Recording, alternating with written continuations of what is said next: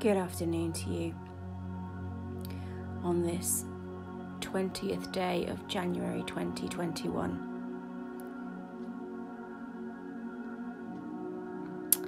And as we remember the President of the United States today stepping down from office, may we remember him and his wife and family in our prayers.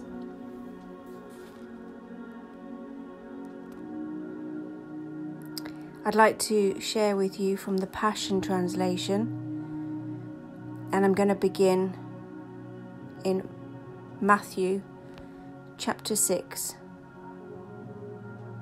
from verse 5.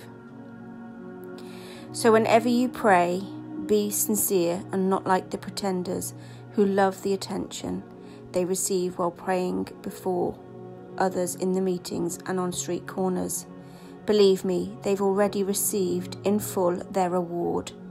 But whenever you pray, go into your innermost chamber and be alone with Father God, praying to him in secret, and your Father who sees all you do will reward you openly. When you pray, there is no need to repeat empty phrases, praying like those who don't know God, for they expect God to hear them because of their many words.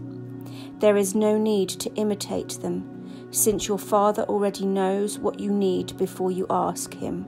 Pray like this. Our Father, dwelling in the heavenly realms, may the glory of your name be the centre on which our lives turn. Manifest your kingdom realm and cause your every purpose to be fulfilled on the earth, just as it is fulfilled in heaven. We acknowledge you as our provider of all we need each day. Forgive us the wrongs we have done as we ourselves release forgiveness to those who have wronged us. Rescue us every time we face tribulation and set us free from evil. For you are the King who rules with power and glory forever. Amen. And when you pray, make sure you forgive the faults of others, so that your Father in heaven will also forgive you. But if you withhold forgiveness from others, your Father withholds forgiveness from you. And this is the word of the Lord. I'd like to share with you now a short devotion. Let us hold tightly without wavering to the hope. That's Hebrews 10, verse 23. Hope. Some of the people around you today are living without hope. Look at them. They smile, but their eyes are dead.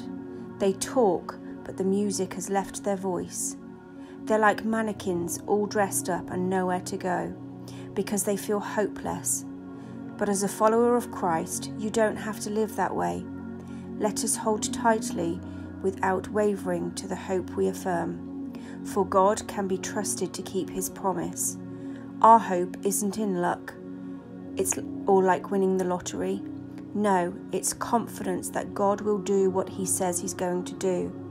No one knew the truth of this better than David. He had every reason to lose hope. After Samuel anointed him to be Israel's next king, he had to wait for 7 years while a paranoid ruler occupied the throne. He had to flee for his life and hide in caves, surrounded by enemies. He saw Israel devastated, his friends killed, and his family taken captive. But he never wavered or threw in the towel. Faced with circumstances that would wipe many of us out, the psalmist said, "My hope is in you, Lord." Weeping may endure for a night, but joy comes in the morning. In other words, it's going to get better. You can't lose with an attitude like that. David became king. He never lost confidence in the promises of God. They kept him focused. They kept him on top of the circumstances. They kept him going. What has God promised you? Stand on his word and declare it. If God promised it, I believe it, and that settles it. God bless your day.